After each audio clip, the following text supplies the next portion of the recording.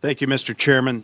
Thank you to our witnesses for being here today. I know you come up here on your own dime and your own time, and I really appreciate your investment in America. Rural small businesses know the needs of rural communities better, and when they succeed, our communities succeed, our states succeed, our nations succeed. And I see firsthand in Missouri's 4th Congressional District, I'm honored, as Sharice Davids is, my colleague from Kansas, to sit on both ag and small business. So we see this, how these tie together in this symbiotic relationship. We're working hard on the Farm Bill right now. It's so important to our rural communities. And, sir, you mentioned rural broadband. We've got to get that right. The SBA also has an Office of Rural Affairs, but little information is available on what that office is doing and how it's focusing on rural small business. 5 years ago, in April of 2018, the Department of Ag and Small Business Administration signed a memorandum of understanding to enhance collaboration. Ms. Betty Brand, former Deputy Undersecretary for Rural Development, was not able to be here today because she was in a car accident.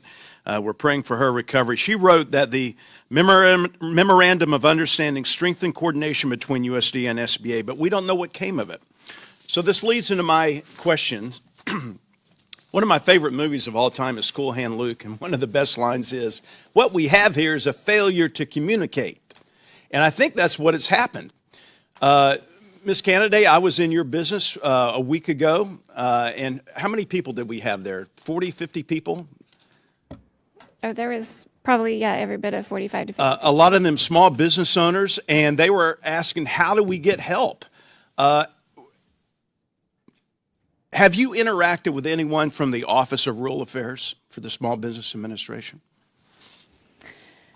I don't know about the rural affairs, that we do have a location that is located about an hour and a half away from us, and she said that she did have some resources that could help us. That's in Appleton City, the lady? Well, so this one is out of Sedalia, actually. Gotcha. I had a nice long discussion with her, but she said that her funding is so tight that she has a hard time getting out and even letting people know about the information in the rural areas. I think one of the common themes there, what I heard and what you were hearing as well, is people just didn't know where to turn to for help. How do they access the information, the encouragement, and the money? Is that what you heard? That is absolutely what I heard. Yeah. Mr. Culp, have you had any interaction with the Small Business Administration's Office of Rural Affairs? I have not. I didn't even know that existed, actually. Yeah. What we have here is a failure to communicate. How about you, Mr. Splitter? No, I have not. How about you, Mr. Phillips? In terms of rural affairs, I was not aware. Well, we've got to fix that. We've got to figure out what's going on, and we're going to be working on that. Next month, I'll be introducing a Small Business Administration Rural Performance Report Act. This bill will require 2 reports. Actually, one will be a report from the SBA on the activities of the Office of Rural Affairs. We're going to give it another try, see if we can get this information. And the second report is going to be on what was accomplished under the Memorandum of Understanding. I actually pronounced it correctly this time. Ms. Cassidy, in your written testimony, you talked about some of the unique challenges you face, rural deliveries and procuring supplies, having to drive to Kansas City. It takes you all day. What are some of the other challenges that you're facing? Because it's you and your husband. I forgot how many employees you have, but I have 11. 11 employees. This is a great business. How are you keeping it together in Adrian, Missouri, with the challenges that you face? Well, some days not very well, and other days we fare better.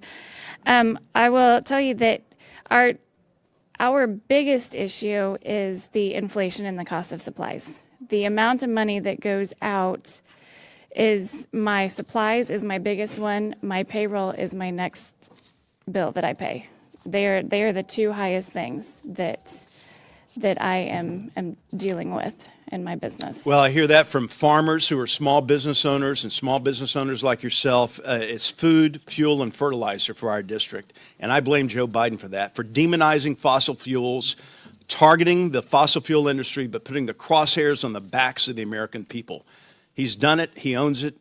We're going to have to make some changes. We've got to get back to reducing inflation and making businesses more profitable, increasing our communication between the SBA, and that is our job here to make that happen. Thank you, and I yield back.